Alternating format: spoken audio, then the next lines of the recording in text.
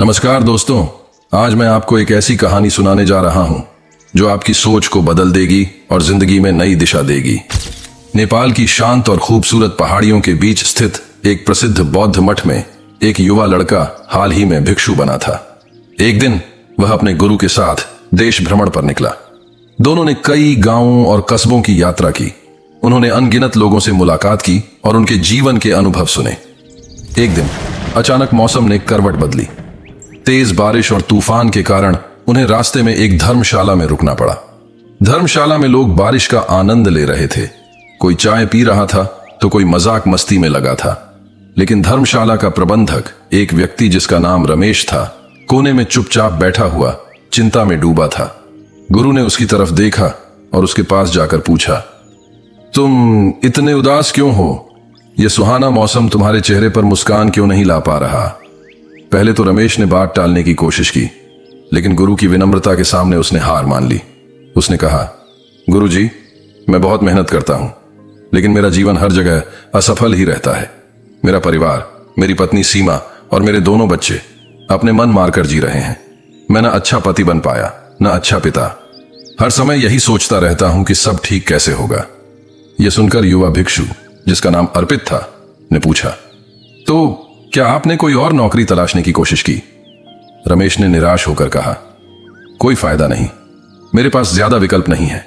महंगाई इतनी बढ़ गई है कि छोटी छोटी चीजें भी मुश्किल हो गई हैं। गुरु ने मुस्कुराते हुए कहा, तुम्हारे मन में बहुत भारी बोझ है, लेकिन क्या तुम जानते हो यह चिंता तुम्हें कितना नुकसान पहुंचा रही है? रमेश ने झिझकते हुए कहा, लेकिन गुरुजी, मैं क्या करूं? मेरी समस्याओं का कोई अंत नहीं है। मन करता है कि सब कुछ छोड़कर कहीं दूर भाग जाऊं।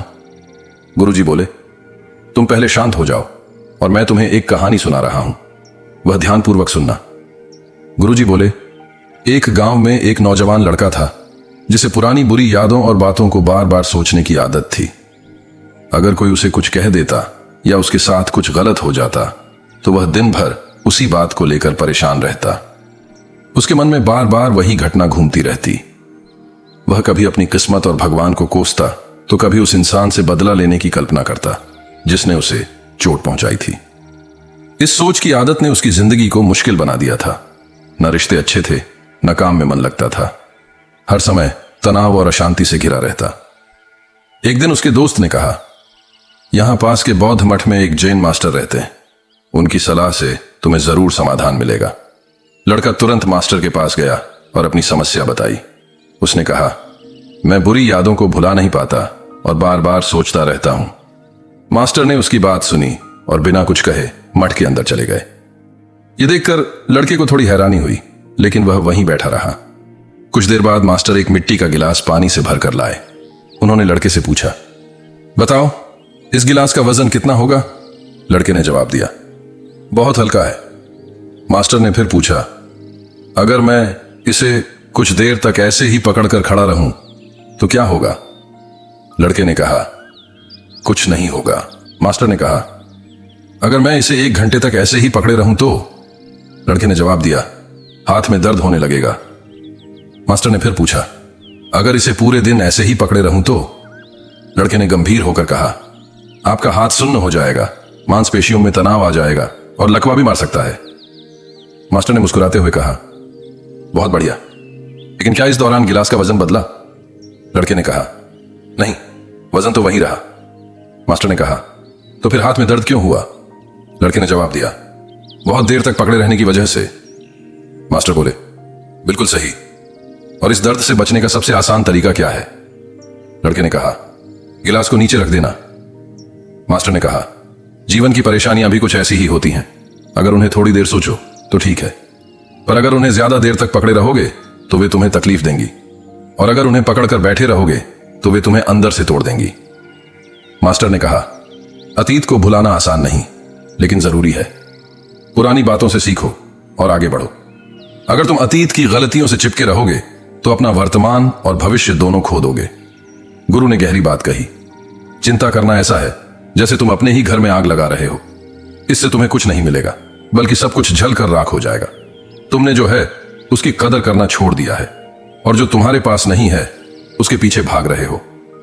गुरु ने आगे समझाया, हर समस्या का समाधान होता है, लेकिन समाधान उन्हें मिलता है जो चिंता छोड़कर उसे खोजने का प्रयास करते हैं।